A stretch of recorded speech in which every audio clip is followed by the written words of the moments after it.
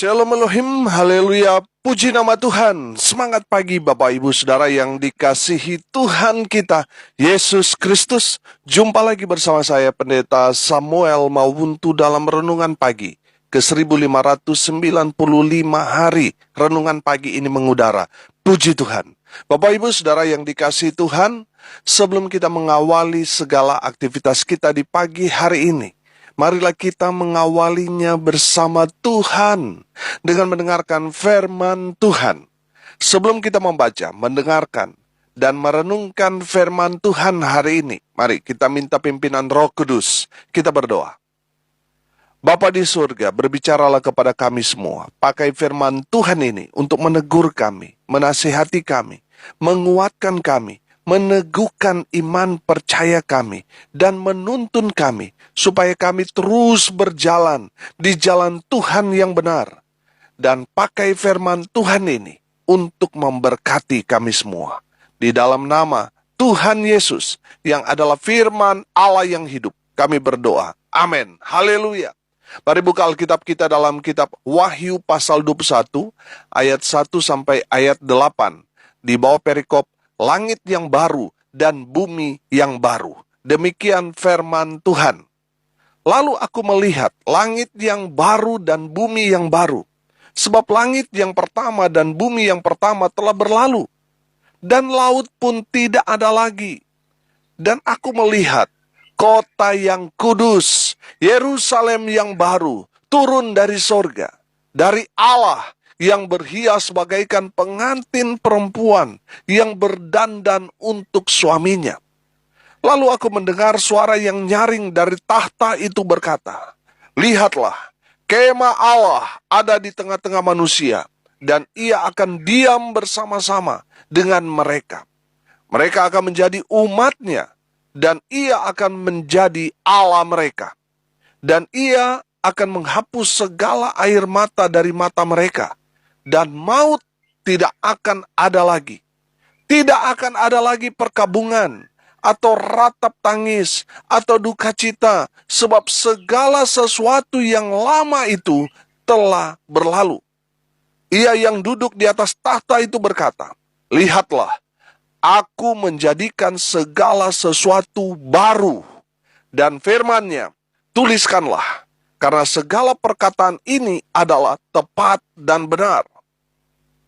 Firman-Nya lagi kepadaku, "Semuanya telah terjadi. Aku adalah Alfa dan Omega, yang awal dan yang akhir. Orang yang haus akan kuberi minum dengan cuma-cuma dari mata air kehidupan. Barang siapa menang, ia akan memperoleh semuanya ini, dan aku akan menjadi Allahnya, dan ia akan menjadi anakku. Tetapi orang-orang penakut, orang-orang yang tidak percaya, orang-orang keji, orang-orang pembunuh, orang-orang sundal, tukang-tukang sihir, penyembah-penyembah berhala, dan semua pendusta, mereka akan mendapat bagian mereka di lautan yang menyala-nyala oleh api dan belerang. Inilah kematian yang kedua. Amin. Haleluya. Bapak Ibu Saudara yang dikasihi Tuhan, dari kebenaran firman Tuhan ini, Rasul Yohanes mendapat satu penglihatan yang luar biasa tentang keadaan yang akan terjadi nanti. Firman Tuhan ini katakan di ayat 5, "Tuliskanlah, karena segala perkataan ini adalah tepat dan benar." Amin. Saudara yang dikasihi Tuhan, apa yang dilihat oleh Rasul Yohanes, itu yang akan Tuhan lakukan, kerjakan buat kita orang percaya. Amin. Saudara yang dikasihi Tuhan, Rasul Yohanes mendapat penglihatan bahwa dia melihat langit yang baru dan bumi yang baru, yang lama sudah berlalu. Saudara, Rasul Yohanes melihat kota yang kudus, Yerusalem yang baru itu turun dari sorga. Dia melihat, wah, itu begitu cantik, begitu luar biasanya. Dia memperumpamakan di sana bagaikan pengantin perempuan yang berdandan untuk suaminya, begitu cantiknya. Saudara yang dikasihi Tuhan, ini adalah satu penglihatan yang luar biasa. Firman Tuhan dikatakan ini tepat dan benar. Ini yang akan Tuhan kerjakan, di mana kemah Allah akan hadir di tengah-tengah umat Tuhan yang sudah diselamatkan. Tuhan akan diam bersama-sama dengan umatnya. Haleluya. Bapak Ibu Saudara yang dikasihi Tuhan, di saat hari itu tiba, di ayat 4 berkata, dan ia akan menghapus segala air mata dari mata mereka, dan maut tidak akan ada lagi. Tidak akan ada lagi perkabungan atau ratap tangis atau duka cita. Sebab segala sesuatu yang lama itu telah berlalu. Haleluya. Bapak Ibu Saudara yang dikasihi Tuhan, kalau saat ini kita masih menangis karena persoalan pergumulan yang kita alami, yang sedang kita hadapi saat ini, itu menandakan kita masih ada di dunia ini. Di surga nanti, saudara, hidup dalam kekekalan, tidak ada lagi air mata, tidak ada lagi duka cita di sana. Yang ada sukacita, kebahagiaan kekal bersama dengan orang percaya, dengan Allah kita, yaitu Tuhan kita Yesus Kristus. Haleluya. Bapak Ibu Saudara yang dikasihi Tuhan, kalau saat ini saudara sedang mengalami persoalan pergumulan yang begitu berat, tetaplah bertahan, tetaplah setia, karena semuanya Tuhan perhitungkan, saudara. Saudara, kalau karena iman, saudara menderita, tetaplah bertahan, tetaplah setia, karena upahmu besar di surga. Haleluya. Di surga nanti kita tidak akan ada lagi penderitaan, persoalan, pergumulan, karena kita sudah menjadi umat yang lebih dari pemenang. Haleluya. Saudara perhatikan ayat 7. Barang siapa menang, ia akan memperoleh semuanya ini, dan aku akan menjadi Allahnya, dan ia akan menjadi anakku. Haleluya. Saudara yang dikasihi Tuhan, kalau kita masih hidup di dunia ini, artinya saudara kita harus berjuang, mempertahankan imannya, berjuang untuk tetap setia sampai pada garis finish. Amin. Saudara yang dikasihi Tuhan, tetap berjuang, mempertahankan iman percaya kita. Kenapa? Kita harus berjuang karena ada keselamatan kekal yang Tuhan akan berikan kepada mereka yang menang. Haleluya. Saudara yang dikasihi Tuhan, berjuang terus, tetap bertahan, tetap setia sampai akhir hidup kita. Haleluya. Saudara yang dikasihi Tuhan, semua orang-orang yang menang, mereka akan merayakan satu sukacita yang besar di surga nanti. Haleluya. Saudara yang dikasihi Tuhan, perhatikan ayat 8. Ayat 8 ini adalah orang-orang yang tidak masuk dalam kerajaan surga itu. Mereka dibuang, dicampakkan ke dalam lautan api yang menyala-nyala. Saudara yang dikasihi Tuhan, saya mau bilang, surga hanya bagi mereka yang keluar menjadi pemenang. Amin. Dan upah mereka adalah kehidupan kekal, keselamatan kekal, bersama dengan orang percaya yang lainnya. Haleluya. Saudara yang dikasihi Tuhan, sementara mereka yang mundur, mereka yang kalah, mereka yang melarikan diri dari iman, menjual iman mereka, mereka akan dibuang, dicampakkan ke dalam lautan api yang menyala-nyala. Wahyu 20 ayat 13 berkata, dan mereka dihakimi masing-masing menurut perbuatannya. Siapa mereka yang tidak mendapat tempat di surga? Yang pertama, orang-orang penakut atau pengecut. Mereka adalah orang Kristen, tapi mereka takut ketika iman mereka dipertanyakan. Ketika ada orang-orang yang memprovokasi massa di sekitar mereka untuk mengusir atau menganiaya orang-orang yang percaya kepada Tuhan Yesus, mereka takut. Akhirnya mereka ingkar. Mereka akhirnya meninggalkan Tuhan. Akhirnya iman mereka rontok. Saya katakan ini orang-orang model pengecut, saudara. Saudara yang dikasihi Tuhan, orang-orang penakut ini, mereka akan dicampakkan, mereka akan dibuang ke dalam lautan api yang menyala-nyala. Saudara yang dikasihi Tuhan, kita harus berani mempertahankan iman kita. Kita harus berani, walaupun mungkin kita teraniaya, ditolak, atau bahkan dibunuh jadi martir sekalipun, kita harus tetap berani mempertahankan iman kita. Karena ada upah yang besar menantinya. Saudara yang dikasihi Tuhan, iman kita bicara tentang keselamatan. Jadi hanya orang-orang pengecut, hanya orang-orang penakut yang akhirnya menggadaikan iman mereka. Mereka takut kehilangan pendapatan mereka. Mereka takut kehilangan kesempatan untuk naik pangkat. Mereka takut kalau di umur yang sudah bertambah tidak dapat jodoh. Akhirnya apa, saudara? Mereka meninggalkan iman mereka. Orang-orang penakut, orang-orang pengecut itu, mereka akan dicampakkan ke dalam api neraka selamanya. Siapa mereka yang tidak akan mendapat tempat di surga? Yang kedua, orang-orang yang tidak percaya kepada Tuhan Yesus. Mereka tidak menerima Yesus sebagai Tuhan mereka. Mereka masuk golongan orang yang tidak percaya. Atau bisa jadi, ada orang Kristen tapi tidak percaya sungguh-sungguh kepada Tuhan Yesus. Sudah Kristen tapi masih kedukun, masih percaya ramalan, masih percaya ini dan itu, saudara yang dikasihi Tuhan. Itu menandakan saudara bukan orang percaya Tuhan Yesus. Saudara yang dikasihi Tuhan, orang yang tidak percaya kepada Tuhan Yesus, mereka akan dibuang ke dalam lautan api yang menyala-nyala. Dan yang ketiga, orang-orang keji. Orang-orang keji ini di terjemahan lain ditulis bejat. Bejat itu artinya apa? Karakternya buruk. Saudara yang dikasihi Tuhan, saudara lihat belakangan ini.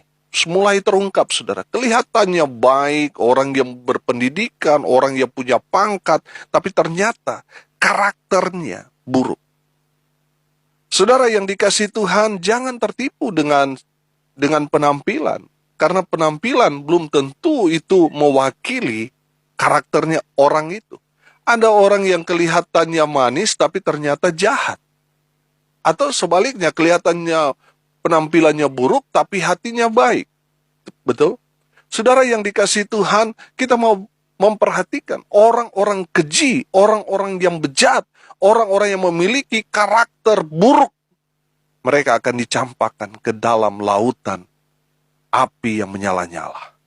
Yang keempat, orang-orang pembunuh. Saudara yang dikasihi Tuhan, bukan berarti mereka yang membunuh tidak mendapat pengampunan. Buktinya Rasul Paulus, dia mendapat pengampunan dari Tuhan karena pertobatannya. Amin. Mungkin saudara pendengar pernah membunuh orang, tapi kalau saudara sungguh-sungguh bertobat, Tuhan akan mengampuni saudara. Amin. Pembunuh yang dimaksudkan di sini, coba buka 1 Yohanes 3 ayat 15. 1 Yohanes 3 ayat 15. Setiap orang yang membenci saudaranya adalah seorang pembunuh manusia. Dan kamu tahu bahwa tidak ada seorang pembunuh yang tetap memiliki hidup yang kekal di dalam dirinya. Amin. Jadi gini, jangan pernah berpikir membunuh itu hanya orang yang menghilangkan nyawa orang. Tapi di saat saudara membenci saudara Anda, saudara seorang pembunuh. Makanya ampuni dosa atau kesalahan orang yang telah bersalah kepada kita. Supaya apa? Dosa-dosa kita diampuni. Amin. Kalau dosa membenci itu sama dengan dosa pembunuh, pertanyaan saya, sudah berapa orang yang kita bunuh? Sudah berapa orang yang kita bunuh dengan membenci mereka? Itu sama, kita sudah membunuh mereka. Saudara, lepaskan pengampunan supaya dosamu diampuni Tuhan. Amin. Haleluya. Saya percaya seseorang yang ada Tuhan Yesus dalam dirinya pasti mengampuni, bukan membenci, tapi mengasihi. Amin. Haleluya. Yang kelima, saudara, siapa mereka? Orang-orang yang tidak masuk surga, orang-orang sundal, orang-orang yang berzina, orang-orang yang melakukan dosa cabul. Siapa mereka?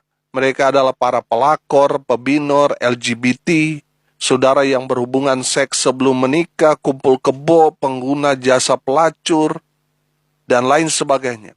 Kalau saudara mati, saudara akan dicampakkan, dibuang ke dalam lautan api yang menyala-nyala. Kalau saudara dengar firman Tuhan ini dan masih hidup, bertobatlah. Tanda kehidupan itu menandakan kesempatan. Kalau kita masih hidup, itu berarti Tuhan masih memberi kita kesempatan. Bertobatlah. Saudara yang dikasihi Tuhan, beberapa waktu yang lalu saya ketemu seorang hamba Tuhan dan dia menceritakan bahwa banyak temannya hamba-hamba Tuhan, banyak orang-orang Kristen yang jatuh dalam dosa ini. Dosa seks. Saudara yang dikasihi Tuhan, hati-hati. Setan sekarang sudah menjelma setan yang cantik-cantik dan ganteng-ganteng, saudara. Tidak seperti setan-setan yang masa lalu yang seram-seram. Sekarang enggak, saudara. Yang cantik-cantik, yang ganteng-ganteng, saudara. Dan saudara lihat, banyak yang jatuh. Banyak teman saya yang jatuh. Saudara yang dikasihi Tuhan, ini harus kita waspadai. Orang-orang sundal, orang-orang yang berzina, cabul, pelakor, pebinur, lesbian, gay, biseksual, transgender. Kalau saudara mati, saudara masuk neraka. Saudara lihat di infotainment, waduh, transgender sudah merajalela, saudara. Di mana-mana ada, saudara. Dan kalau saudara masuk di hotel-hotel yang bintang 5, toilet di sana bukan laki-laki dan perempuan saja, tapi sudah mulai netral, saudara. Ada 3 tempat untuk mereka yang LGBT itu. Saudara yang dikasihi Tuhan, lihat. Sekarang ini, roh Sodom dan Gomora ini merajalela. Sodom dan Gomora dibakar di bumi, hanguskan Tuhan karena dosa LGBT. Saudara lihat, perkembangan zaman sekarang ini sudah mulai mengarah ke sana. Saya kaget juga, ada hamba Tuhan yang bisa dikatakan hamba Tuhan yang terkenal, tapi ternyata gay, saudara. Saudara, nggak heran. Roh persundalan, persinahan, roh cabul ini sedang menguasai bumi ini untuk menjatuhkan hamba-hamba Tuhan, orang-orang percaya. Iblis menggoda iman hamba-hamba Tuhan, orang-orang percaya. Supaya apa? Jatuh dalam dosa seks. Saudara yang dikasihi Tuhan, kalau saudara mendengar renungan ini, bertobatlah. Amin. Sebelum terlambat. Karena orang-orang sundal, orang-orang yang berzina, cabul, kalau mati tidak mendapat bagian dalam kerajaan sorga. Tempat mereka di mana? Di neraka. Yang keenam, tukang-tukang sihir. Saudara yang masih ke dukun, saudara yang percaya kepada dukun, percaya ilmu-ilmu gaib, memiliki dan menguasai mantra, jimat, kuasa-kuasa gelap, percaya kepada ramalan-ramalan, percaya pada ilmu perbintangan, itu sama dengan penyembah berhala. Tempatnya sama, dibuang ke dalam lautan api yang menyala-nyala. Saudara yang dikasihi Tuhan, kalau saudara menguasai, memiliki jimat-jimat, kuasa gelap, mantra, bertobat. Cari hamba Tuhan, minta doa pelepasan supaya semuanya terlepas dari keterikatan kuasa gelap. Karena kalau dia terikat dengan saudara, yang akan merasakan akibatnya itu bukan hanya saudara, tetapi anak cucu saudara. Makanya bertobat, saudara. Orang-orang yang punya ilmu-ilmu sihir, punya opo-opo, kalau mati tidak akan masuk surga. Tidak akan. Mereka berada di neraka selamanya. Yang terakhir, yang ketujuh. Siapa mereka yang tidak mendapat bagian dalam kerajaan surga? Mereka yang masuk neraka adalah orang-orang yang suka berbohong, pendusta. Saudara yang tidak jujur, saudara juga akan dibuang ke dalam api yang menyala-nyala. Saudara yang dikasihi Tuhan, saya percaya kita tidak mau dibuang ke dalam api yang menyala-nyala itu. Amin. Makanya kita harus hidup berani. Jangan mental pengecut. Mengikut Tuhan Yesus itu harus siap menderita, siap pikul salib. Hanya orang-orang yang berani yang bisa bertahan. Yang pengecut pasti mundur, lari, dan kabur. Tapi mereka yang berani mempertahankan iman mereka, mereka akan setia sampai mati. Amin. Mereka lah orang yang memiliki mental juara, mental pemenang. Mereka akan mendapat upah di surga yang kekal. Haleluya. Saudara, kita harus hidup berani bayar harga. Berani mempertahankan iman kita dimanapun kita berada. Haleluya. Yang kedua, saudara, kita harus hidup percaya sungguh-sungguh kepada Tuhan Yesus. Percaya artinya kita dekat, lekat, erat dengan Tuhan. Saudara perhatikan, orang-orang yang kita percaya adalah orang-orang yang dekat dengan kita. Bukan yang jauh dengan kita, iya kan? Betul? Saudara yang dikasihi Tuhan, orang percaya adalah orang yang dekat, lekat, erat dengan Tuhan. Haleluya. Yang ketiga, saudara, kita harus memiliki karakter Kristus yang penuh kasih. Saya percaya seseorang yang di dalam dirinya ada Tuhan Yesus, pasti ada perubahan ajaib terjadi dalam dirinya. Yang tadinya mungkin bejat, karakternya buruk, berubah menjadi pribadi yang baik, yang memiliki karakter Kristus di dalam dirinya. Saudara, saya percaya seseorang yang mengikut Tuhan pasti hidupnya berubah. Amin. Pasti ada perubahan ajaib terjadi. Contoh, Sakeus ketika berjumpa dengan Tuhan Yesus berubah, saudara. Paulus ketika berjumpa dengan Tuhan Yesus berubah. Artinya, orang yang berjumpa secara pribadi dengan Tuhan Yesus, tandanya ada perubahan hidup. Amin. Karakternya berubah. Haleluya. Yang keempat, kita belajar mengasihi sesama dengan memberikan atau melepaskan pengampunan kepada orang-orang yang sudah berbuat salah, berbuat jahat kepada kita. Kita tidak boleh mengutuk, kita tidak boleh membalas kejahatan mereka, tetapi kita mengasihi mereka, memberi pengampunan, mendoakan mereka, tetap memberkati mereka. Haleluya. Saudara yang dikasihi Tuhan, orang yang mengasihi Tuhan, pasti dia mengasihi sesama. Dia tetap berdoa, tetap mengasihi, tetap memberkati orang yang sudah berbuat jahat kepada dia. Itulah cara orang yang ada Yesus dalam dirinya, mengasihi sesamanya. Haleluya. Yang kelima, kita belajar hidup dalam kekudusan. Saudara yang dikasihi Tuhan, Tuhan mau kita hidup kudus karena Dia Allah yang kudus. Setan gak mau kita hidup kudus, makanya dia cemari kita, ditaruh dosa di dalam diri kita. Dia mau kotori, dia mau hancurkan hidup kita. Tuhan mau kita hidup dalam kekudusan. Yang keenam, tidak menyembah ilah lain selain Tuhan Yesus. Yang ketujuh, kita hidup dalam kebenaran. Merekalah orang-orang yang mendapat tempat dalam kerajaan sorga. Mari saudara, kita persiapkan diri kita untuk menyambut kedatangan Tuhan yang kedua ini dengan hidup dalam kebenaran, hidup dalam kekudusan. Kita fokus kepada Tuhan Yesus. Kita berani mempertahankan iman kita di tengah-tengah kesulitan hidup. Kita tetap percaya kepada Tuhan Yesus, tetap mengasihi dan memiliki karakter Kristus. Menjadi jawaban di tengah-tengah dunia ini. Mari kita berdoa. Terima kasih Bapa di surga atas kebenaran firman Tuhan yang sangat memberkati kami. Kami mau kami menjadi umat yang lebih dari pemenang. Sehingga kami ada atau hadir di dalam pesta perkawinan anak domba Allah. Bapa di surga, kami bersyukur melalui firman Tuhan ini Tuhan menegur kami. Tuhan mengingatkan kepada kami, orang-orang yang tidak mendapat bagian dalam kerajaan Allah, supaya kami belajar, supaya kami hidup dalam kebenaran. Bapa di surga, kami percaya satu saat nanti, kami hadir dalam pesta perkawinan anak domba Allah itu. Haleluya. Berkati semua pendengar, dimanapun mereka berada. Hidup mereka diberkati, rumah tangga mereka diberkati, usaha pekerjaan mereka diberkati, dibuat beruntung dan berhasil dalam segala hal.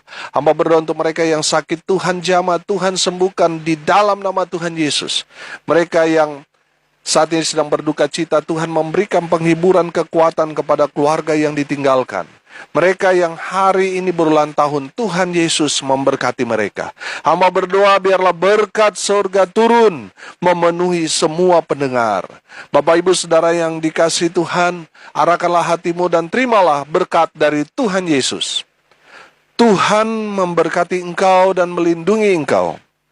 Tuhan menyinari engkau dengan wajah-Nya dan memberi engkau kasih karunia.